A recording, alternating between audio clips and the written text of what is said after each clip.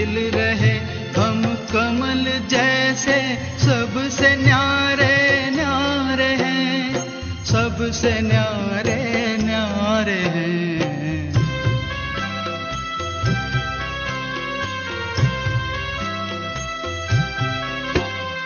हम तो हैं एक आत्मा, तन में चमकते तारे हैं, परम प्यारे प्रभु पिता को हम तो अतिशय प्यारे हैं, परम प्यारे प्रभु पिता को हम तो अतिशय प्यारे हैं। हम तो हैं एक आत्मा, तन में चमकते तारे हैं, तन में चमकते तारे हैं, तन में चमकते तारे हैं, तन में चमकते तारे हैं।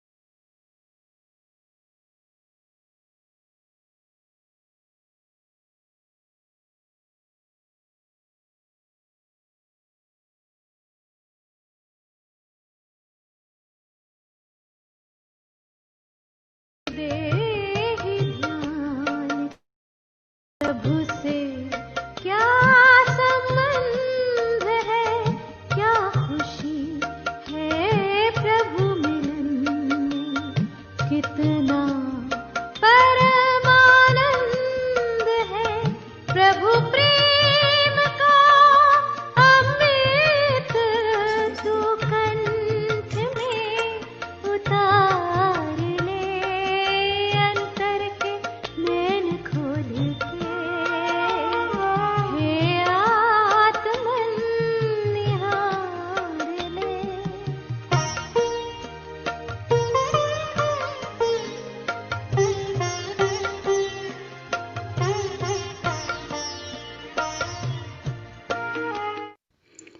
ओम शांती।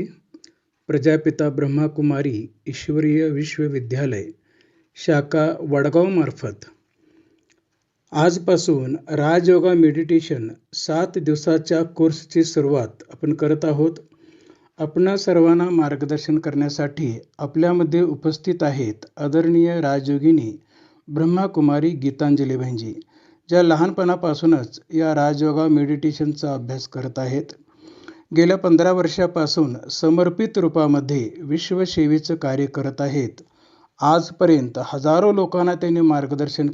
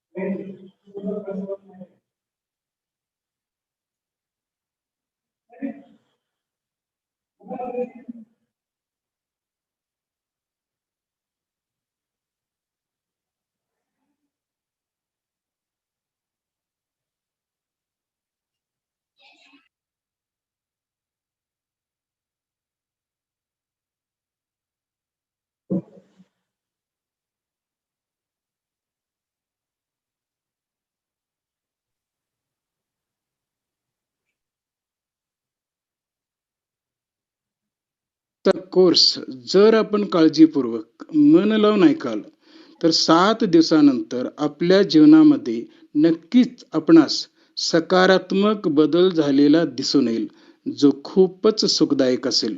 असं यानंतर मी आता गीतांजली बहिणींना विनंती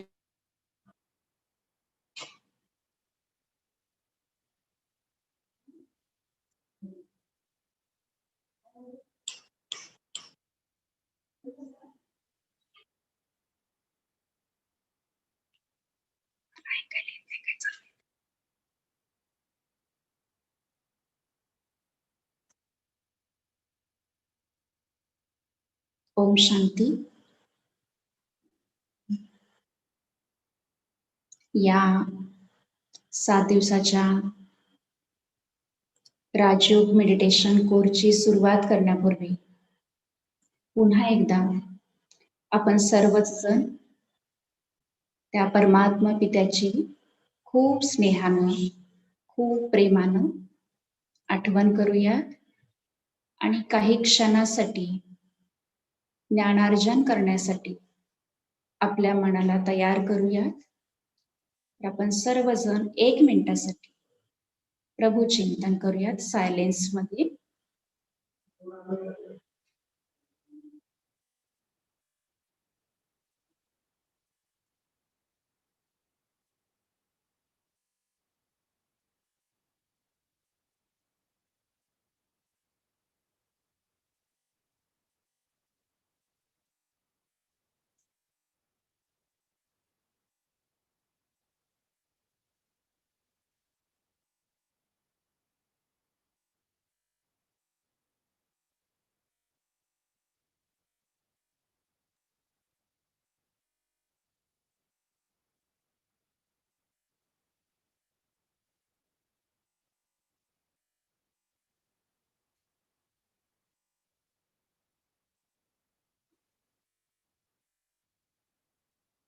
ओम शांती. आपण सर्वच जण अधिक महिन्याच्या उत्तरार्धात आहोत. ज्या अधिक महिन्यामध्ये विशेष करून प्रत्येक मनुष्यात्मा पुण्य जमा करत असते आणि अधिक महिन्याच्या पाठोपाठच आता नवरात्र उत्सवाची सुद्धा सुरुवात होते. ज्या नवरात्र उत्सवामध्ये विशेष भक्तिमय वातावरण संपूर्ण दुनियेमध्ये असणार आहे आणि अशा पावन समयी आपण सर्वच जण परमात्मेची आठवण करत आहोत.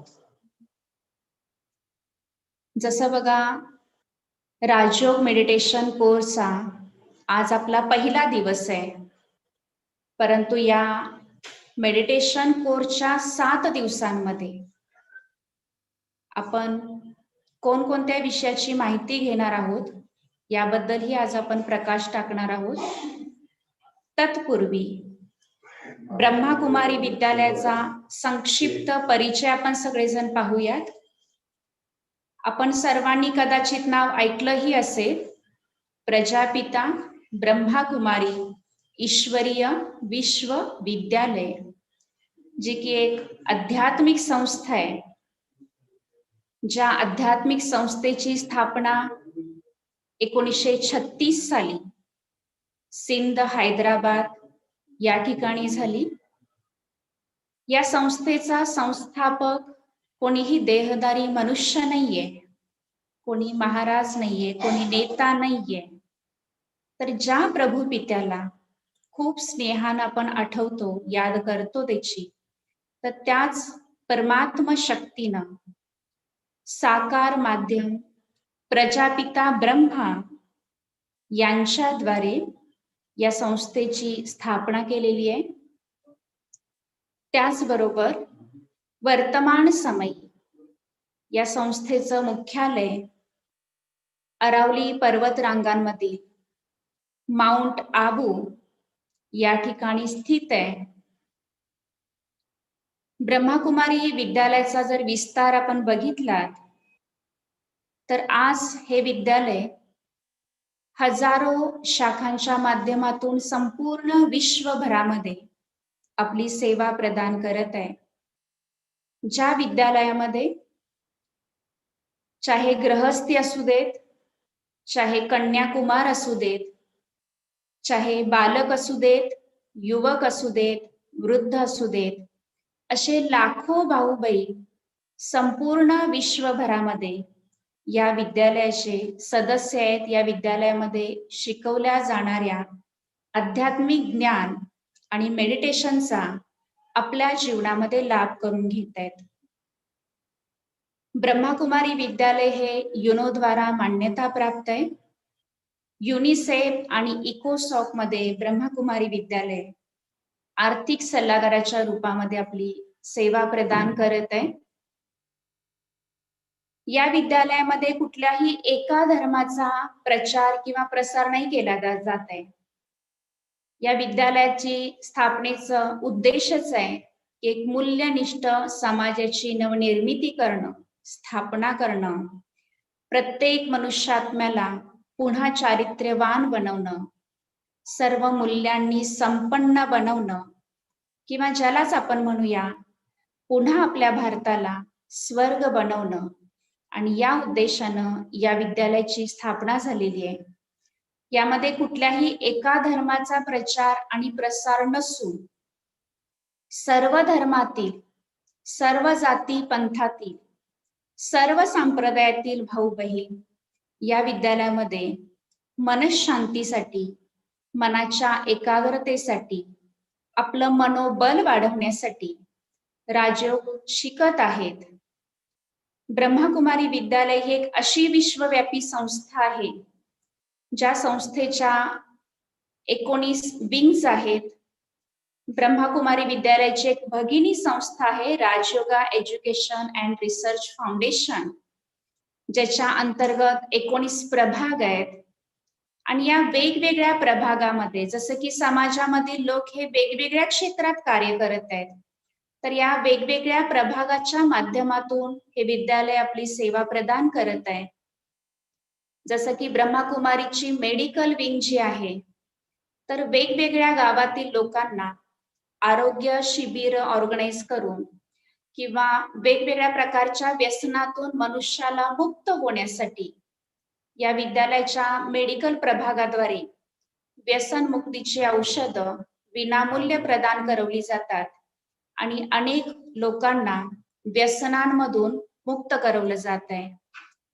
ब्रह्माकुमारी विद्यालयाचा शिक्षण प्रभाग एज्युकेशन विंग जी आहे, तर वेगवेगळ्या शाळा कॉलेजमध्ये या विद्यालयातील भाऊ बहीण जातात आणि या प्रभागाच्या अंतर्गत पुढे येणारी जी पिढी आहे, जसं आपण म्हणूया की लहान मुलांना आधीपासूनच आपण संस्कार घडवले तर भविष्यामध्ये येणारा जो समाज आहे तो मूल्यनिष्ठ बनणार आहे.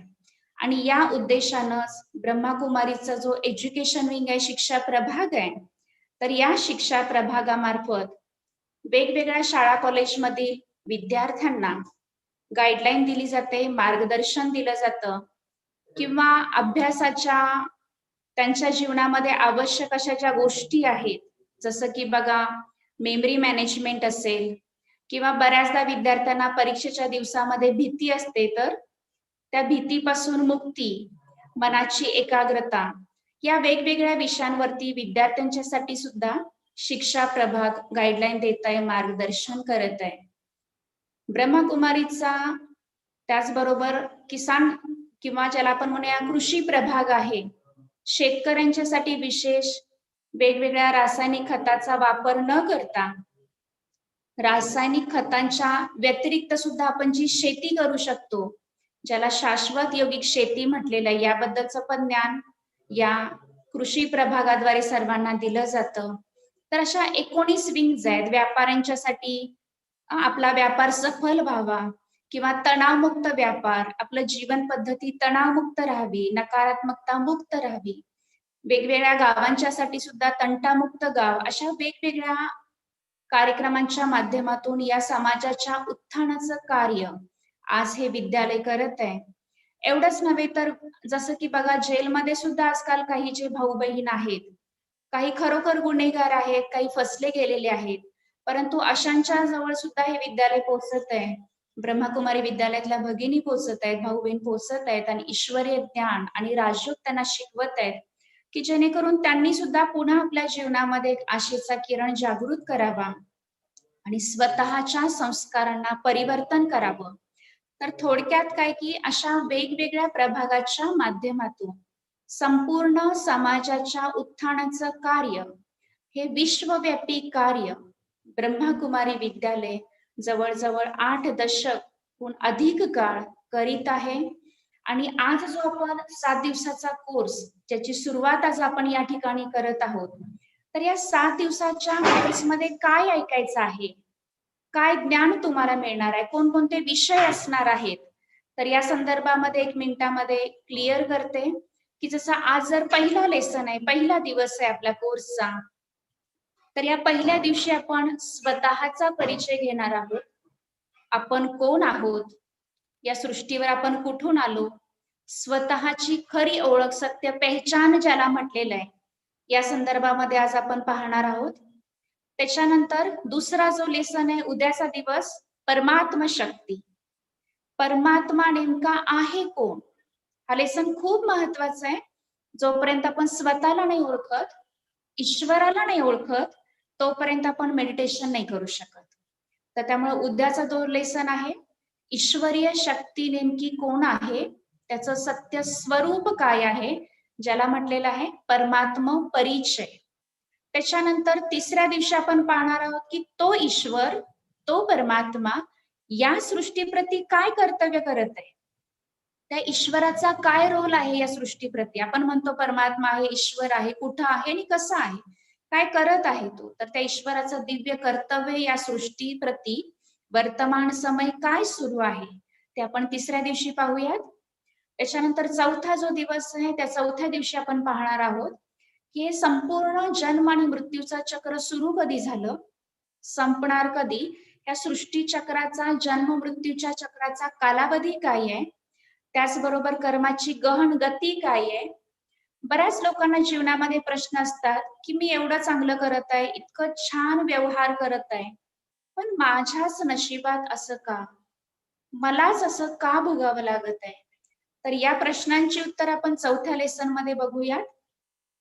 त्याच्यानंतर 5व्या दिवशी या भारताच्या उत्थान आणि पतनाची कहाणी, ज्याला आपण म्हणूया आपल्याच 84 जन्मांची कहाणी, की ज्या लेसन मध्ये आपण स्वर्ग कशाला म्हटलेलं आहे, नर्क कशाला म्हटलेलं आहे, कर्मांचे प्रकार किती आहेत आणि पुन्हा ही सृष्टी स्वर्णिम बनू शकते का, आपले जन्म कसे असतात, मनुष्यात्मा पशु पक्ष्यांच्या जन्माला जातो की मानवच राहतो, याबद्दल पाहणार आहोत.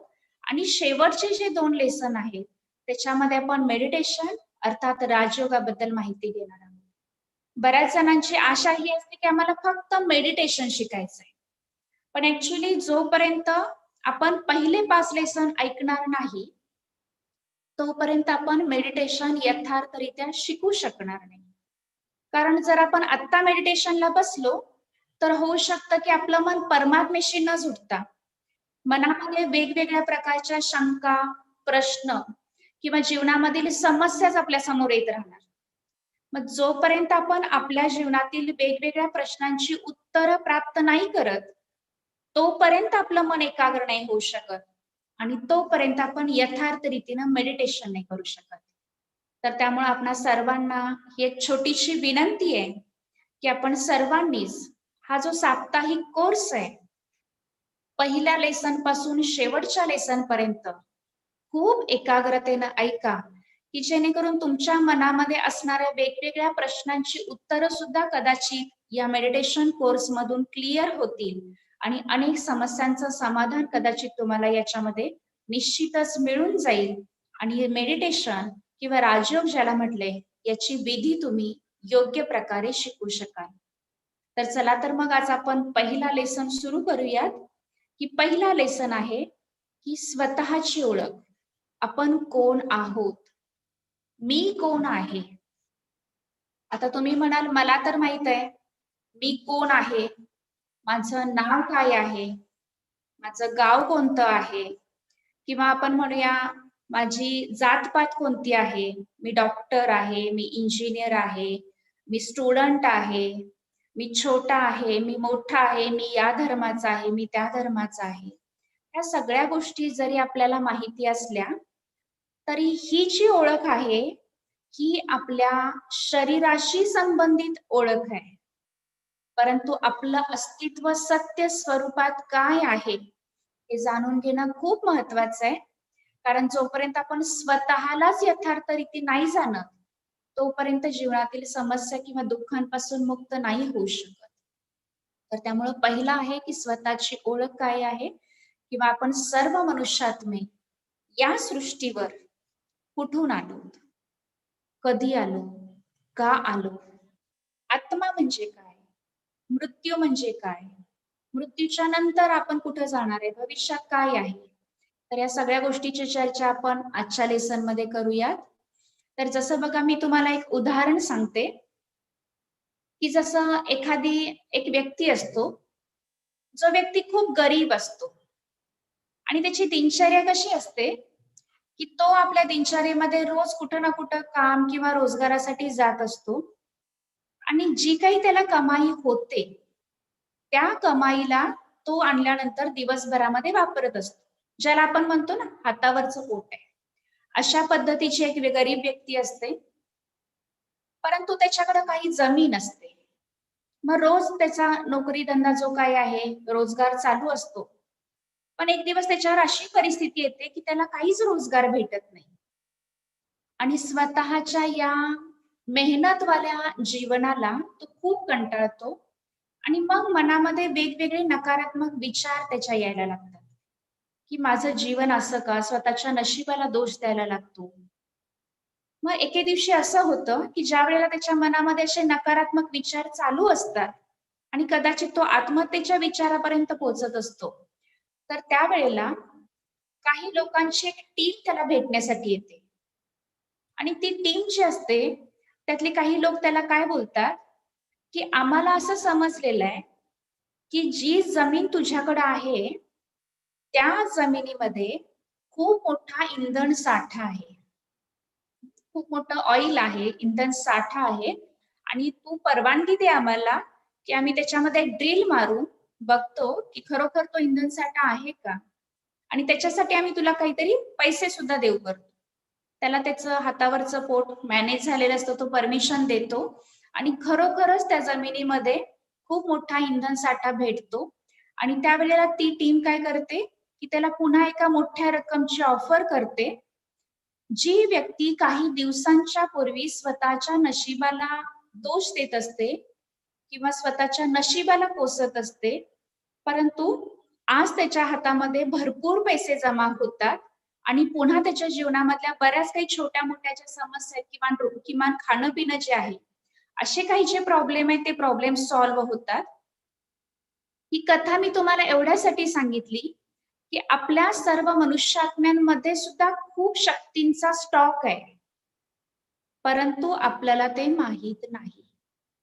जसं त्या गरीब व्यक्तीला माहित नव्हतं, की त्याच्या जमिनीच्या आत इतकं इंधन साठलेलं आहे आणि इतकी धनसंपत्ती त्याला प्राप्त होऊ शकते. त्याच्यापासून तो अज्ञान होतं त्याला. परंतु जेव्हा त्याला समजलं, ज्ञान प्राप्त झालं, तेव्हा त्याचं जीवन सुखकारी बनलं. तर स्वतःची ओळख सुद्धा यासाठीच महत्वाची आहे, की आपल्यामध्ये सुद्धा खूप शक्ती सामावलेल्या आहेत, पण आपण बाहेर शोधतो. दुनियेमध्ये शोधत आहोत, की आपण स्वतःच खरोखर खूप शक्तिशाली आहोत.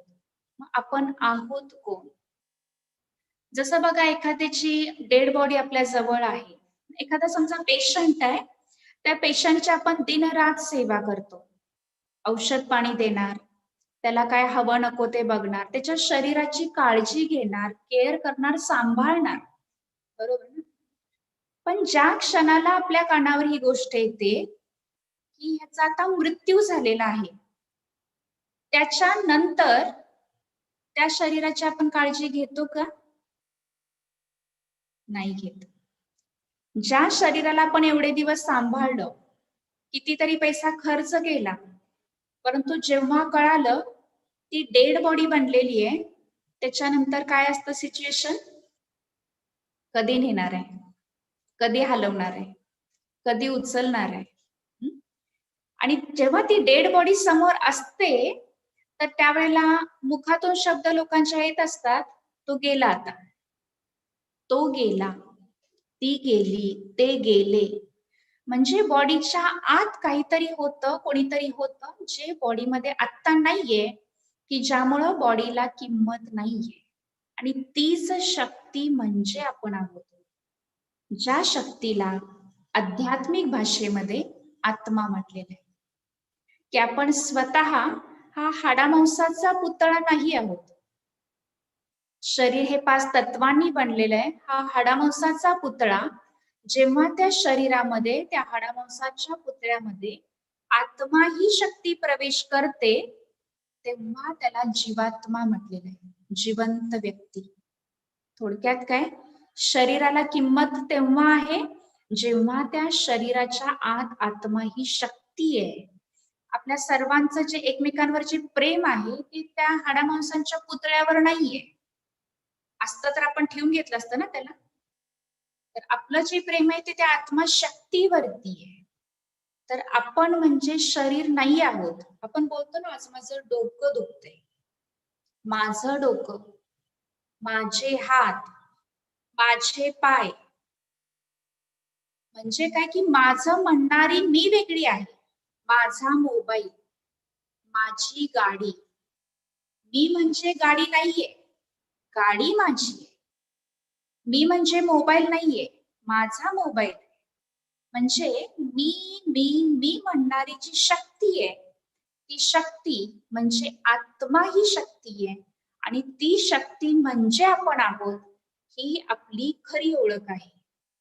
मग भले लहान बालक असू दे, युवक असू दे, वृद्ध असू दे, हिंदू असू दे, मुस्लिम असू दे, स्त्री असू दे किंवा पुरुष असू दे, प्रत्येकाच्या शरीराच्या आत एक चेतना आहे, एक शक्ती आहे. ती शक्ती म्हणजेच आत्मा, ती शक्ती म्हणजे मी आहे. आणि मी आत्म्यानं हे शरीर धारण केलेलं आहे. 2 गोष्टीमधलं अंतर लक्षात आलं असेल तुमच्या, की मी कोण आहे, तर मी एक आत्मा आहे आणि माझं हे शरीर आहे. मी म्हणजे शरीर नाहीये. तर आपण एक आत्मा आहोत, ज्या आत्म्याचं सत्य स्वरूप आहे, ज्योतिर्बिंदू स्वरूप, प्रकाशपुंज. जे आत्मा या शरीरामधील मस्तिष्कामध्ये 2 भुव्यांच्या मध्यभागी निवास करते. जे चित्रामध्ये आपल्याला स्पष्ट होत असेल की आत्मा ही भ्रुकुटीमध्ये ज्याला म्हटलेलं आहे, संत कबीरांनी सुद्धा ज्याचा उल्लेख केला, भ्रुकुटी के बीच चमकता है अजब सितारा. तो सितारा, ही शक्ती म्हणजे आत्मा म्हणजे आपण आहोत. जसं बघा, आपण विचार करताना हात कपाळाकडे जातो, नशिबाला दोष देताना हात कपाळाकडे जातो, तिलक हा नेहमी माथ्यावरच लावला जातो, मंदिरामध्ये नतमस्तक होत असताना आपण माथाच टेकवतो. तर या सगळ्या गोष्टी सूचित करतात की या संपूर्ण शरीरामध्ये आत्म्याचं निवासस्थान नेमकं कुठं आहे. काहींना वाटतं हृदयामध्ये आहे का, हार्ट बंद पडलं म्हणजे बॉडी डेड होते का, शरीराच्या प्रत्येक पेशींमध्ये, each and every body cell मध्ये आहे का, नाही.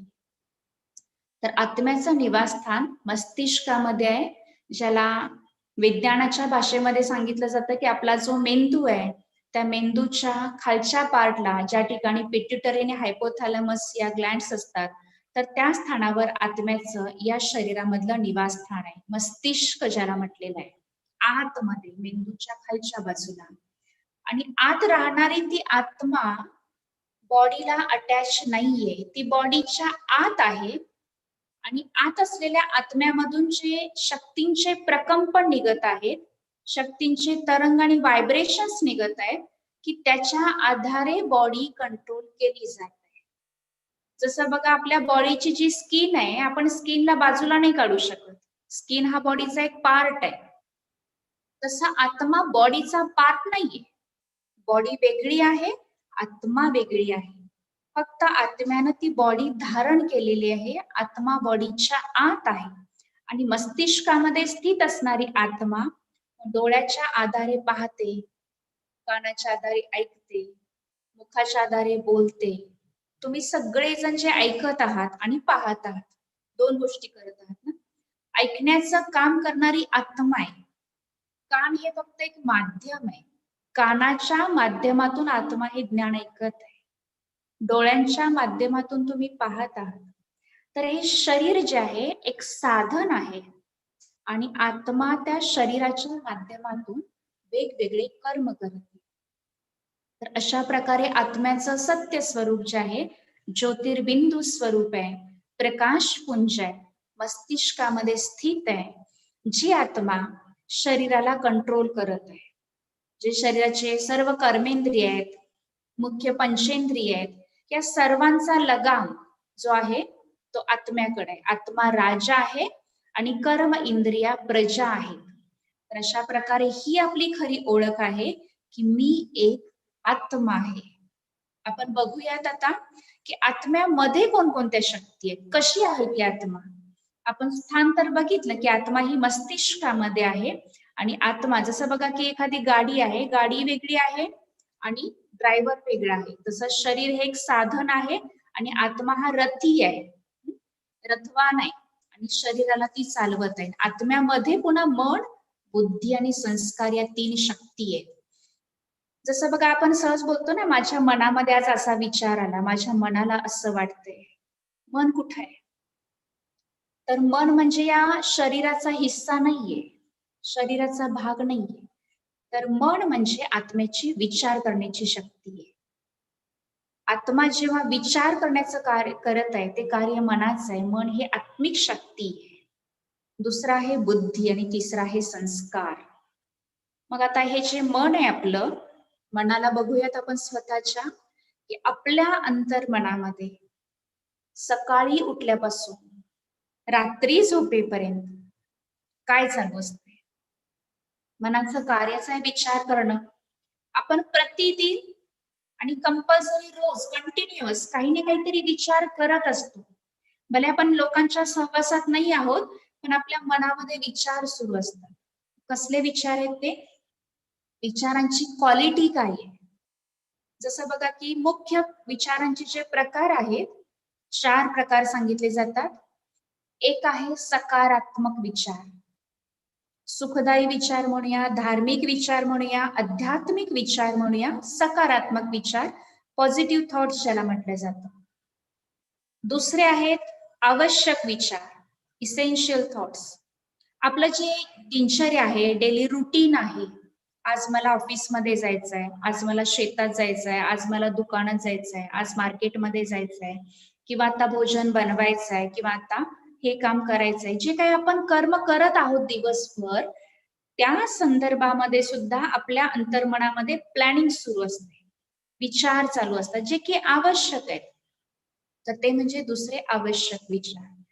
तिसरे आहेत ते म्हणजे नकारात्मक विचार. नकारात्मक दुसऱ्यांच्या मध्ये असणारे जे ड्रॉबॅक आहेत, हा खोटं बोलतो, हा कामचुकारपणा करतो, हा असाच वागतो, म्हणजे दुसऱ्यांच्या ज्या चुका आहेत त्याला पकडून त्याबद्दल आतल्यात चिंतन करत राहणं, नकारात्मक विचार. आणि चौथा आहे ते म्हणजे व्यर्थ विचार. फॉर एक्झाम्पल उदाहरण सांगते की समजा 2 व्यक्ती आपापसात काहीतरी बोलत आहेत, परंतु त्याचा माझ्याशी काही कनेक्शन नाही, मी चिंतन करत आहे. व्यर्थ आहे ना, माझ्याशी काही कनेक्शन नाहीये. किंवा खूप लांबचा भविष्यकाळ, भविष्यात आपण असं करूया, किंवा घडून गेलेल्या घटना, असं व्हायला नको होतं.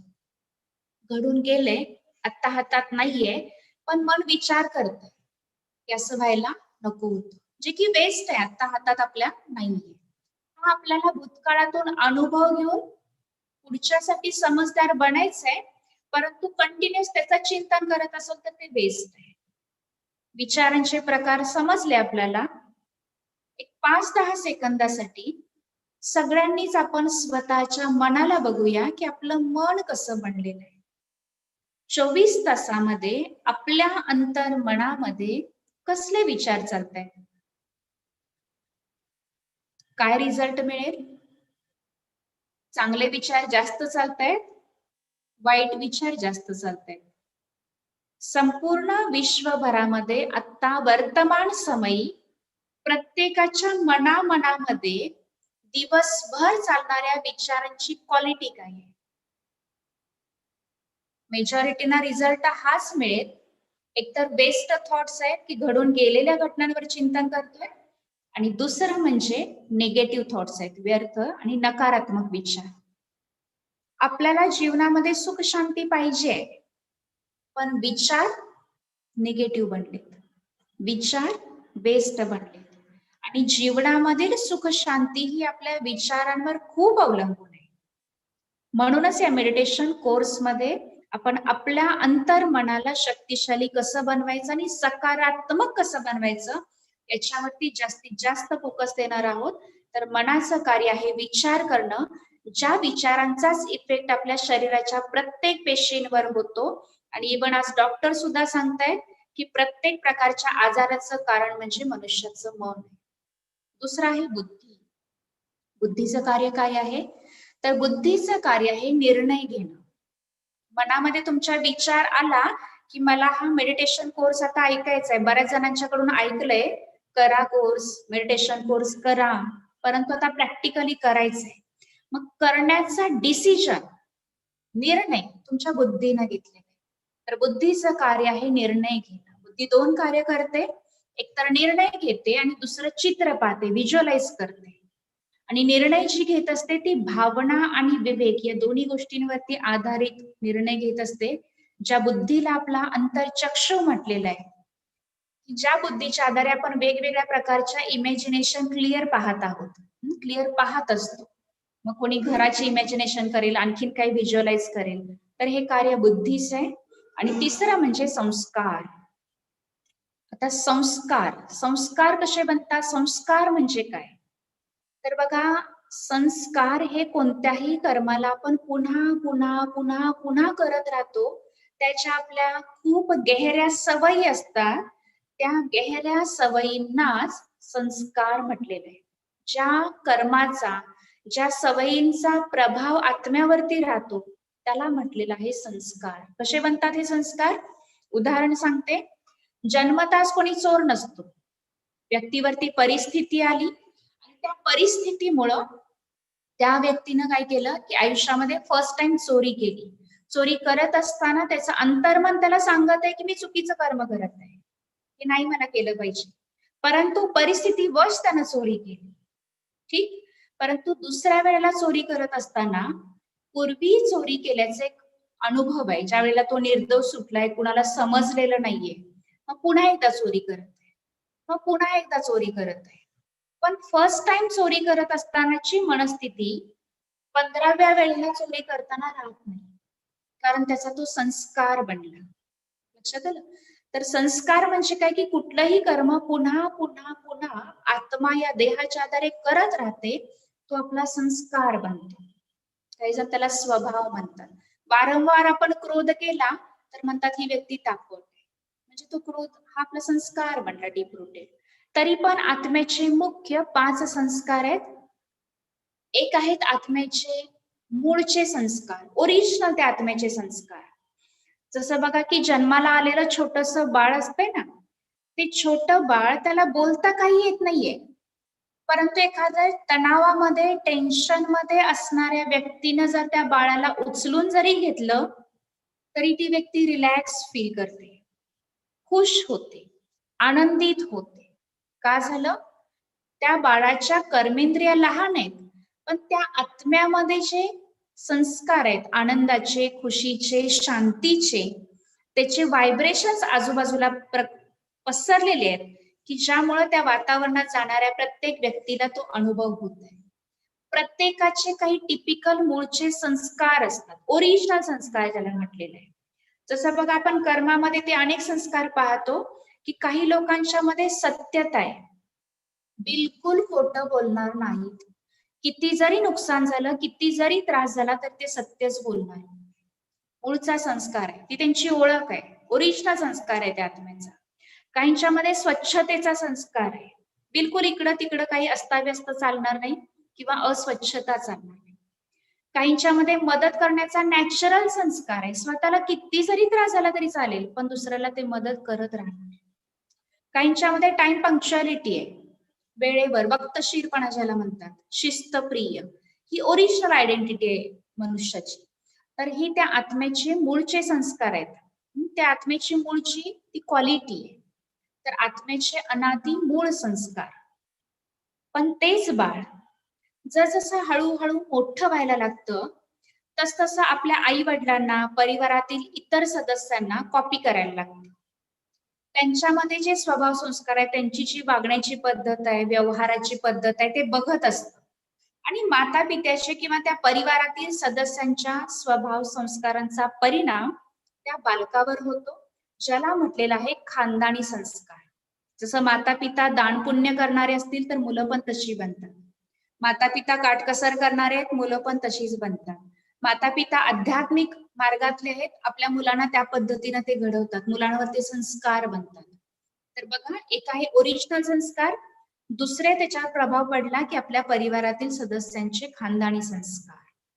त्याच्यानंतर तेच बाळ आणखीन ज्या वेळेला मोठं होतंय, शाळा कॉलेजमध्ये जायला लागतंय, फ्रेंड सर्कल मध्ये मिसळायला लागतंय, तर त्यावेळेला तिसरे संस्कार असतात, ते म्हणजे संग दोषाचे संस्कार.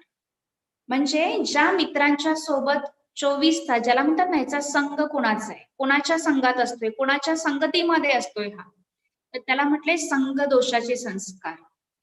की जसं फ्रेंड सर्कल चांगलं असेल, आता आजकालच्या महिला काय सांगतात की घरामध्ये होता ना तोपर्यंत आमचा मुलगा खूप चांगला होता, जसं त्याला शाळेत घातलंय ना तसं तो सुधारायच्या ऐवजी चुकीच्या सवयींना शिकायला लागलाय, त्यामुळे तो बिघडलाय. सुधारायच्या ठिकाणी काय झालं, बिघडला. का बिघडला? का तर त्यानं काय केलं, तो कुणाच्या संघामध्ये आला, चुकीच्या संघामध्ये आला. तर ज्या लोकांच्या स्वभाव संस्कारांच्या सहवासामध्ये, ज्या वातावरणामध्ये, ज्या सर्कमस्टान्समध्ये, वायुमंडलमध्ये आपण दिवसभर असतो, त्याचा प्रभाव आत्म्यावर हळूहळू पडतो. आणि त्याला म्हटलेलं आहे संघ दोषाचे संस्कार, वातावरणामधून मिळणारे संस्कार. त्याच्यानंतर पुढचं आहे ते म्हणजे पूर्वजन्माचे संस्कार. आपण आत्ताचा जन्म काय आहे, आत्ताचं आपलं घराणं काय आहे, आपलं कर्म काय आहे, या सगळ्या गोष्टी आपल्याला क्लिअर आहेत. परंतु ह्या जन्मापूर्वी आपण जो जन्म होता आपला पूर्वजन्म, त्या पूर्वजन्मामध्ये आयुष्यभर आपण काय कर्म केले, त्या कर्माचा प्रभाव आत्म्यावरती जरूर असतो. आत्म्यानं फक्त देह बदललाय, तर आत्मा ते संस्कारच घेऊन पुढच्या जन्माला आलेली असते. त्याला म्हटले पूर्वजन्माचे संस्कार. कसे ओळखतो आपण? तर बऱ्याचदा आपण म्हणतो की हा या घराला शोभतच नाही, या परिवारामध्ये 4-5 सदस्य आहेत, हे 4 जण एकसारखे आहेत, पण हा 5वा हा काय याला शोभतच नाही, हा यांच्या खानदानातला वाटतच नाही, तिच्या सवयी काही वेगळ्याच आहेत, हा वेगळाच आहे, हा मॅचच होत नाही त्या परिवाराला. म्हणजे काय की कुठंतरी आत्म्याचे पूर्वजन्माच्या कर्माचा प्रभाव आहे की त्यामुळे त्याचे संस्कार तसे बनलेले. जसं आपण बघतो की काही लहान मुलं खूप लहानपणापासूनच कम्प्युटरमध्ये एकदम मास्टर असतात. कुठून बनले मास्टर? विज्ञानाच्या हिसाबाने जर बघितलं तर त्यांचा ब्रेन तेवढा डेव्हलप झालेला नाहीये, तरी पण तेवढे फास्ट कसे काय ऍक्टिव्ह झाले? तर पूर्वजन्मामध्ये होऊ शकतं की पास्ट लाईफ मध्ये आत्म्यानं त्याच क्षेत्रामध्ये खूप कर्म केलेलं आहे. कधी कधी खूप लहानपणापासून मुलं श्लोक वगैरे बोलायला लागतात, जे मोठ्या लोकांना पण अवघड असतं, आपल्याला आश्चर्य वाटतं. तर होऊ शकतं कदाचित पूर्वजन्मामध्ये ती आत्मा अशा प्रकारची पंडिताई करत असेल, प्रवचन करत असेल, ज्ञान ऐकवत असेल किंवा शास्त्रांचा अभ्यास केलेली असेल. त्याला म्हटलेलं आहे पूर्वजन्माचे संस्कार. आणि 5वे संस्कार ज्याला म्हटलेलं आहे दृढतेचे संस्कार. म्हणजे आपल्या जीवनामध्ये जे काही आपल्याला अनुभव येतात ना, त्या अनुभवाच्या आधारे आपण काही गोष्टी ठरवतो आणि आपण आपल्या संस्काराला बदलतो, परिवर्तन करतो आपल्या व्यवहाराला दृढ इच्छेच्या द्वारे, दृढ शक्तीच्या द्वारे. त्याला म्हटलेलं आहे दृढतेचे संस्कार. की काही पूर्व अनुभवाच्या आधारे आपण स्वभाव बदलतो. स्ट्रॉंगली मनामध्ये विल पॉवर स्ट्रॉंग ठरवतो की नाही, मला आता हे नाही, आता मी असं वागणार नाही. हे परिवर्तन का झालं? आजपर्यंत मी असं वागत होतो, आता का चेंज झालं? तर हा माझा संस्कार बदलला, दृढतेचे संस्कार. मग आज बघा, प्रत्येक आत्म्यामध्ये हे 5 प्रकारचे संस्कार. एका परिवारामध्ये 5 सदस्य, 4 सदस्य, प्रत्येकाच्या संस्कारांचं किती मिक्सचर झालंय? एक ना मिले दुसरेचे. कोणी कुणाला मिळता जुळता नाहीये. आज या संपूर्ण सृष्टीवरती करोडो मनुष्यात्मे आहेत, पण तुमच्यासारखी विचार करणारी, तुमच्यासारखी बोलणारी, या संपूर्ण विश्वामध्ये तुमची दुसरी डुप्लिकेट कॉपी मिळेल का तुम्हाला? नाही मिळू शकणार. या सृष्टीवर आपण प्रत्येक आत्मा युनिक आहे. आपण प्रत्येक जण युनिक आहोत.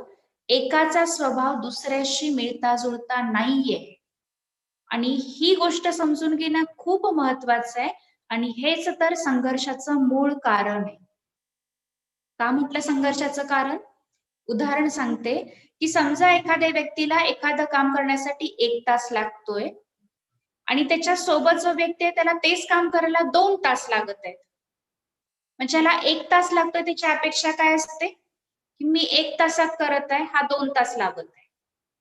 मग याच्याबद्दल चिंतन करून करून त्या ठिकाणी काय होतो? संघर्ष होतो.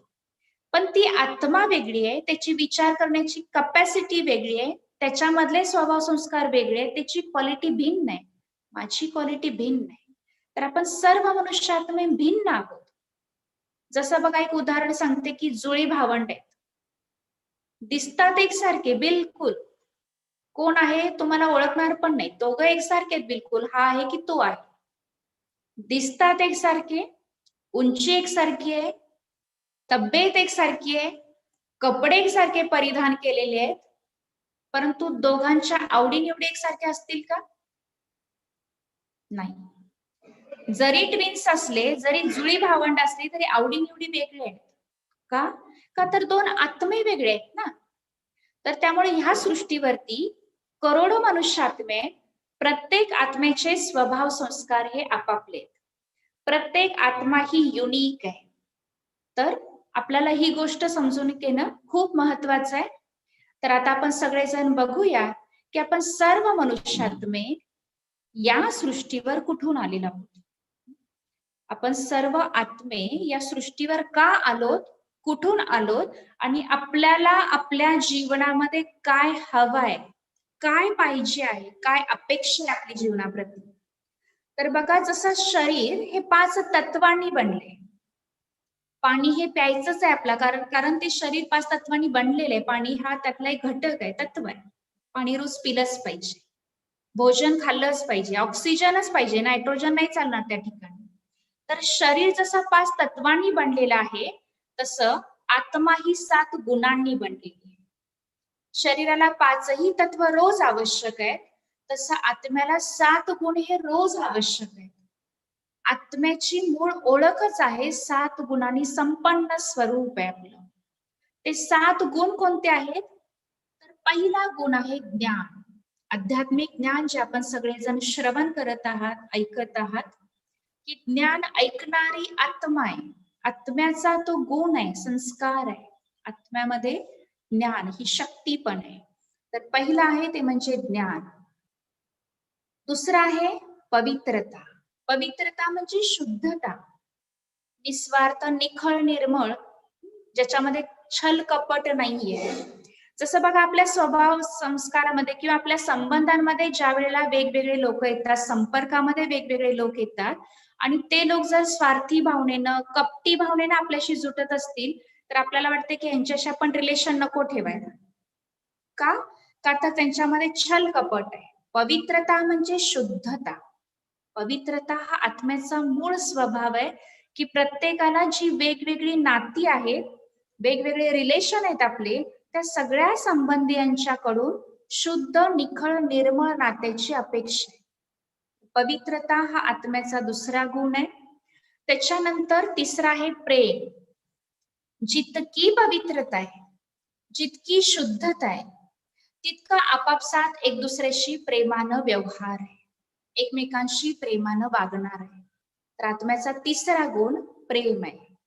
आणि जितकं आपण एकमेकांशी प्रेमानं वागणार आहे, तितकं परिवारामध्ये, घरामध्ये शांती असणार आहे. शांती हा आत्म्याचा चौथा गुण आहे. त्याच्यानंतर आहे सुख, आनंद, शक्ती. मनोबल ज्याला म्हटलंय, मानसिक शक्ती, शक्ती. तर ज्ञान, पवित्रता, प्रेम, शांती, सुख, आनंद आणि शक्ती या 7 गुणांनी सत्य स्वरूप आहे आत्म्याचं. आणि हे 7ही गुण आपल्याला रोज पाहिजेत. या सृष्टीवर अशी एकही व्यक्ती नाही की जी असं सांगेल की मी माझ्या आयुष्याच्या 20 वर्षामध्ये किंवा 50 वर्षामध्ये सगळ्यांच्याकडून खूप सुख मिळवलेलं आहे, सगळ्यांचं खूप प्रेम मिळवले, आता तुम्ही माझ्याशी प्रेमानं नाही वागलात तर चालेल. आहे असं कोण? कोणी नाही. एक दिवस ही नाही, एक तास सुद्धा कोणी कोणाशी जर प्रेमानं व्यवहार नाही केला तर मनुष्याचं मन तिथं डिस्टर्ब होत आहे. जसं बघा, आपण खूप वेळ पाणी नाही पिलो, खूप वेळ आपण तहानलेलो आहोत, तर आपल्या शरीराचं पण काहीतरी मेकॅनिझम चेंज होतंय आणि आपण तिथं अस्वस्थ होतो, बेचैन होतो. का तर शरीर 5 तत्वांनी बनलंय, तर त्याला ते 5 तत्व रोज हवे.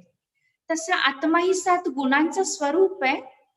7ही गुण प्रतिदिन, प्रति सेकंद प्रत्येक मनुष्यात्म्याला हवे. प्रत्येकालाच वाटतंय मला सुख पाहिजे, प्रेम पाहिजे, शांती पाहिजे, समाधान पाहिजे, मला माझं जीवन आनंदी जगायचंय.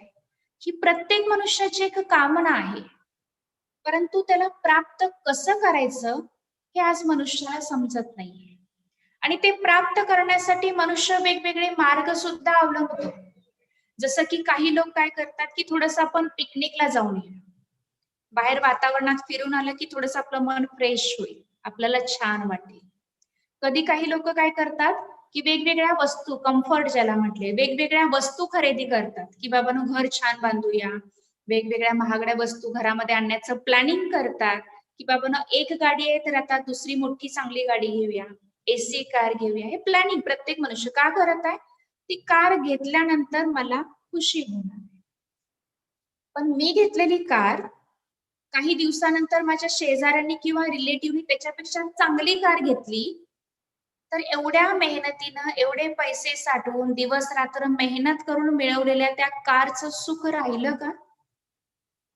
नाही राहिलं ना. कुठंतरी अंतर्मनामध्ये हा विचार जरूर येणार की आपली ती कपॅसिटी नाहीये किंवा आपण ती कार खरेदी केलेली नाहीये जी आपल्याला हवी. म्हणजे वस्तूंमध्ये, साधनांमध्ये मनुष्य आज सुख शोधत आहे, पण ते क्षणिक आहे, ते अल्प आहे, काही क्षणासाठी, तात्पुरतं आहे. कधी कधी काही लोक विचार करतात थोडं पार्टीज मध्ये जाऊया, वेगवेगळ्या फंक्शन्स मध्ये जाऊया, 4 लोकांना, परिवारातील सदस्यांना भेटल्यानंतर खुशी मिळेल, सुख मिळेल, बरं वाटेल, आनंद मिळेल. परंतु गेल्यानंतर समजा एखाद्या लग्न समारंभाला किंवा आणखीन कुठल्या कार्यक्रमाला आपण गेलोय, पण तिथं गेल्यानंतर 1-2 व्यक्तींच्याकडून व्यवहार ठीक नाही राहिला आपल्याशी, तर मग आपलं सुख, खुशी, आनंद मिळाला आपल्याला? नाही मिळाला. म्हणजे अनेक प्रकारचे प्रयत्न मनुष्य करत आहे, भक्ती सुद्धा करत आहे, पूजा, व्रत, वैकल्य करत आहे, उपवास करत आहे. हे सगळं का? तर कुठंतरी माझ्या जीवनामध्ये सुख, शांती, प्रेम, समाधान या सगळ्या गोष्टी मला प्राप्त होते. आणि ज्या वेळेला हे सगळे प्रयास करून सुद्धा जे हवाय आत्म्याला ते नाही मिळत, तेव्हा लास्ट मनुष्य काय करतो? आत्महत्येचा विचार करायला. मला हे कशातूनच मिळत नाहीये, मला हे जीवनच नको आहे, हे व्यर्थ आहे. परंतु बंधू भगिनींनो, तुम्हा सर्वांना सांगत असताना मला खूप आनंद होत आहे की हे सर्व गुण आपल्या अंतर्मनामध्ये, आत्म्यामध्येच आहेत. आपण त्या सर्व गुणांचं स्वरूप आहोत. त्या गुणांना आपण कसं वाढवायचं या संदर्भामध्ये ह्या 7 दिवसामध्ये आपण ऐकणार आहोत. जसं बघा, एखाद्या व्यक्तीनं मला 5,000 मागितले, माझ्याकडे नसतील तर मी नाही देऊ शकत. तसं मी स्वतः सुखात नाहीये, मी दुःखी आहे, तर मी दुसऱ्याला सुख नाही देऊ शकत. म्हणजे दुसऱ्याला देण्यासाठी आधी माझ्याकडे असणं आवश्यक आहे. आज प्रत्येक मनुष्यात्म्याची मन आणि बुद्धिरूपी बॅटरी, आत्मारूपी बॅटरी डिस्चार्ज झालेली. डिस्चार्ज बॅटरी कशी ओळखायची? आपली मोबाईलची जी बॅटरी असते ना, ती डिस्चार्ज होताना आपल्याला साईन देते, मोबाईलवर आवाज करते, कधी कधी ब्लिंक करते किंवा साईन देत असते डिस्चार्ज व्हायला.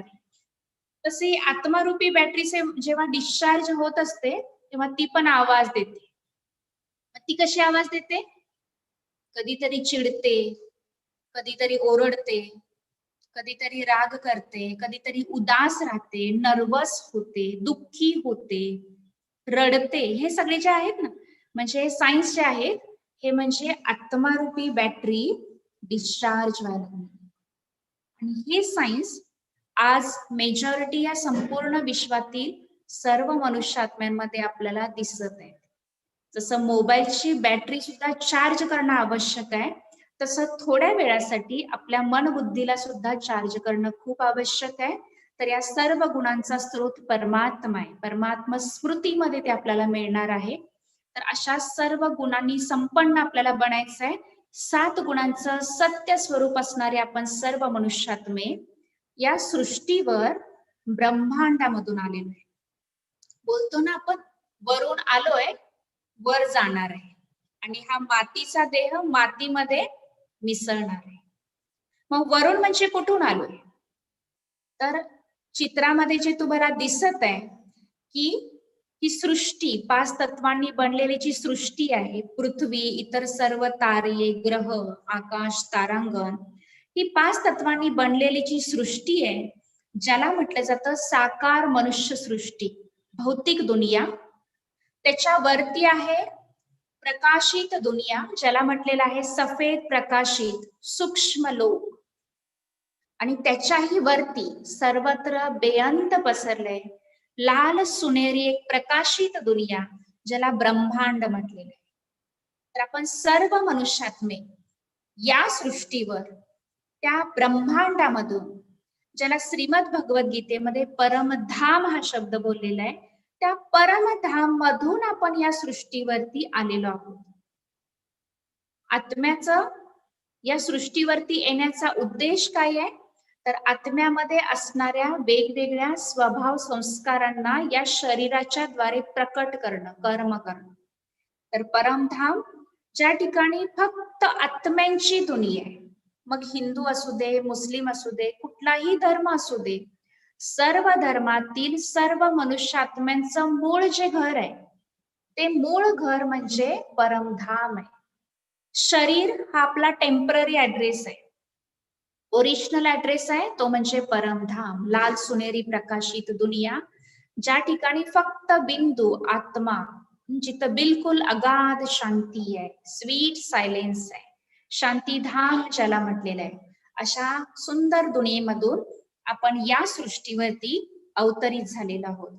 तर ही आहे स्वतःची ओळख, की मी स्वतः एक आत्मा आहे, जी आत्मा या शरीरामध्ये 2 भुवयांच्या मध्यभागी मस्तिष्कामध्ये निवास करते, जी आत्मा ज्योतिर्बिंदू स्वरूप आहे, जी चेतना आहे, फक्त एक ऊर्जा आहे, ज्याला आपण म्हणूया की ज्या आत्म्याला तलवारीच्या आधारे कट नाही करू शकत, जी पाण्यामध्ये भिजत नाही, जिच्यावरती 5 तत्वांचा प्रभाव होत नाही, असं आपलं स्वरूप आहे. तर आत्मा ही अजर, अमर आणि अविनाशी आहे. थर्मोडायनॅमिक्स म्हणून जो सायंटिस्ट होऊन गेला, त्या सायंटिस्टनं काही सिद्धांत सांगितले. त्यातला सेकंड लॉ, दुसरा सिद्धांत आहे energy neither be created nor be destroyed. कुठलीच ऊर्जा निर्मिती पण नाही आणि नाश पण नाहीये, एका फॉर्म मधून दुसऱ्या फॉर्म मध्ये परिवर्तित होऊ शकते. तर आत्मा ही अशी शक्ती आहे की जी कशामधून बनलेली नाहीये. आत्मा ही आहेच, फक्त ती एक देह धारण करते, त्या देहाच्या आधारे आयुष्यभर कर्म करते. कर्माचा हिसाब संपला की आत्मा तो देह सोडते. मग कारण काही पण असू दे, कुणाचा मृत्यू होतो ऍक्सिडेंटमुळं, कुणाचा आत्महत्येमुळं, कुणाचा खून होतो, कुणाचं शरीर बिमार झाल्यामुळे होतो. कारण काही जरी असलं तरी मूळ जे आहे आत्म्याचा त्या परिवाराशी आणि शरीराशी हिसाब संपला तर आत्मा ती बॉडी सोडते आणि पुन्हा एक नवीन देह धारण करते. तर अशा प्रकारे आत्मा देहाच्या आधारे कर्म करत आहे. आत्म्यामध्ये मन, बुद्धी आणि संस्कार या 3 शक्ती आहेत. मनामध्ये निर्माण होणाऱ्या विचारांचे प्रकार आपण बघितले, बुद्धीचं कार्य बघितलं, संस्कारांचे प्रकार बघितले आणि त्याचबरोबर आपल्या अंतर्मनाला आपण स्वतः विचार देऊन आता शांत बनवायचं आहे. त्याची विधी ज्याला राजयोग म्हटलेला आहे, तर त्याचं प्रात्यक्षिक किंवा प्रॅक्टिकली सुद्धा आपण एक 10 मिनिटासाठी तुम्ही सर्वजण जे कोणी हे ज्ञान ऐकत आहात, आता जे जुटलेले आहात ईश्वरीय ज्ञान श्रवण करण्यासाठी, तर आपण आपली बैठक थोडीशी अलर्ट करा, थोडस ताट बसा, ठीक ठेवा. उद्याचा जो लेसन असणार आहे त्याच्यामध्ये परमात्मा शक्तीचा परिचय आपण पाहणार आहोत काही क्षणासाठी. आता उद्याचा लेसन सुरू करण्यापूर्वी सगळ्यांनी एक होमवर्क बुद्धीमध्ये जरूर ठेवा की उद्याचा लेसन सुरू होण्यापूर्वी उद्या दिवसभरामध्ये किमान 5 वेळा स्वतःला हा विचार देण्याचा प्रयत्न करा की मी खूप शांत स्वरूप आत्मा आहे. आत्म्यामध्ये गुण आहे, त्याला आपल्याला ऍक्टिव्ह करायचंय, जागृत करायचंय. हा विचार द्या, हा होमवर्क समजा आजच्या लेसनचा.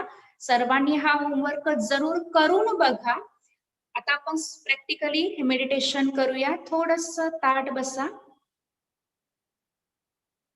तुम्हाला हवं तर तुम्ही काही क्षणासाठी डोळे बंद सुद्धा करू शकता किंवा डोळे खुले ठेवून सुद्धा विचार करू शकता. तुम्हाला मी काही विचार देणार आहे, तुम्हाला चिंतन धारा दिली जाणार आहे. थोडस तुम्ही त्या विचारांना मनात मध्ये रिपीट करा आणि बघा की आपलं अंतर्मन त्या विचारांवर एकाग्र होतंय का. आज फक्त विचार द्यायचे आहेत मनाला, लगेच एकाग्र नाही होणार आहे, पण विचार काय दिले पाहिजेत मेडिटेशनचे त्याची सुरुवात आपण आजपासूनच करतोय. तर आपण चिंतन करूया, स्वचिंतन, आत्मचिंतन. काही क्षणांच्यासाठी बाहेरच्या सगळ्या विचारांपासून स्वतःच्या मनाला पूर्ण फ्री करा. फक्त स्वतःकडं ध्यान केंद्रित करा.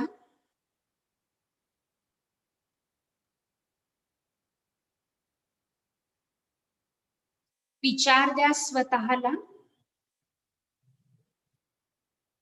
या 2 भुव्यांच्या मध्यभागी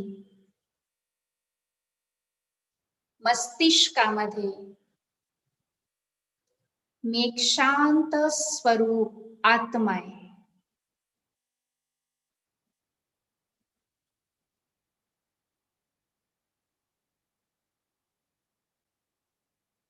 पुन्हा विचार द्या, मी एक खूप शांत स्वरूप आत्मा आहे.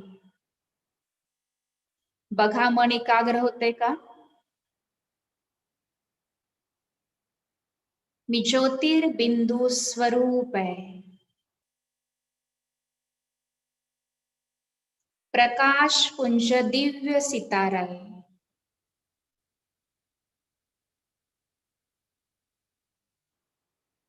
डोळ्यांच्या आधारे पाहणारी, कानाच्या आधारे ऐकणारी, मुखाद्वारे बोलणारी, दिवसभर या देहाच्या आधारे वेगवेगळे कर्म करून घेणारी, मी खूप शांत स्वरूप आत्मा आहे.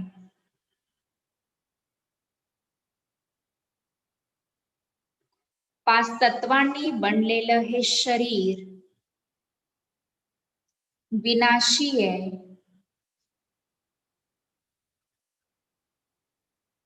एक दिवस हे शरीर नाश होणार आहे. पण या शरीराच्या आतमध्ये मस्तिष्कामध्ये स्थित असणारी मी आत्मा अजर अमर अविनाशी आहे.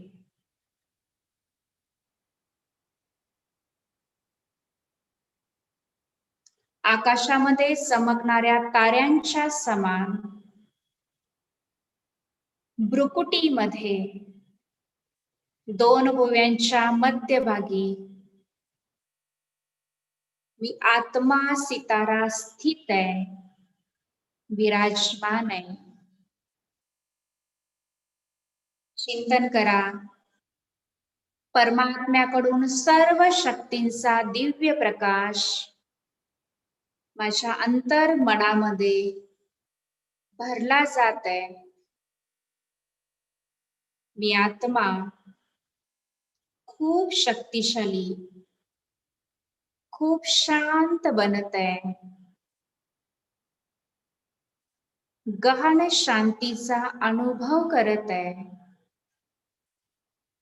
शांतीचा हा प्रवाह मज आत्म्यापासून हळूहळू संपूर्ण शरीरामध्ये प्रवाहित होत आहे. मस्तिष्कापासून तळपायापर्यंत संपूर्ण शरीर रिलॅक्स होत आहे.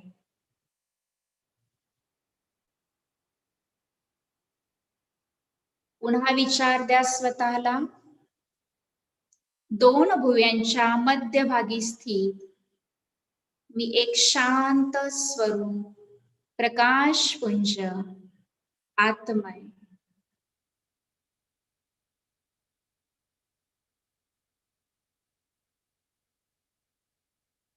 ओम शांती.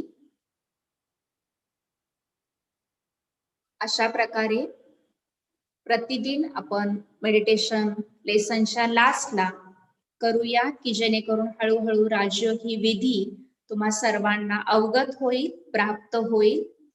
बाकी आज जो लेसन तुम्ही सर्वांनी ऐकलात, स्वतःचा परिचय, त्याच्यावर उद्या दिवसभर चिंतन जरूर करा. ज्ञान नवीन आहे, होऊ शकतं की विसरून जाल काही गोष्टी याच्यामधल्या. तर आपण काय ऐकलं, आपल्या विचारांना आपल्याला शक्तिशाली आणि सकारात्मक बनवायचंय. तर मनाला हे कार्य द्या की मी काय ऐकलं ते रिवाइज करा.